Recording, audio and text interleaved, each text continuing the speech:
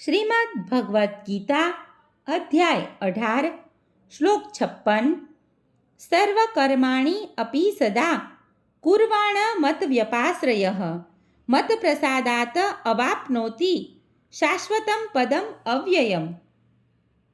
અનુવાદ: મારા રક્ષણમાં રહેલો મારો શુદ્ધ ભક્ત બધા પ્રકારના કાર્યો કરતો હોવા છતાં મારી કૃપાથી સનાતન તથા અવિનાશી ધામને પ્રાપ્ત કરે છે.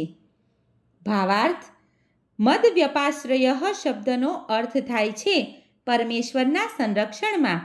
ભૌતિક સંસર્ગ દોષમાંથી મુક્ત થવા માટે શુદ્ધ ભક્ત પરમેશ્વર કે તેમના પ્રતિનિધિ સદગુરુની દોરવણી હેઠળ કાર્ય કરે છે.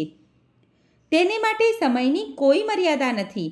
તે હંમેશા 24 કલાક 100% પરમેશ્વરના નિર્દેશનમાં કાર્યરત રહે છે. આ રીતે કૃષ્ણ ભાવનામૃતમાં પરોવાયેલા ભક્ત ઉપર ભગવાન અત્યંત દયાળુ હોય છે.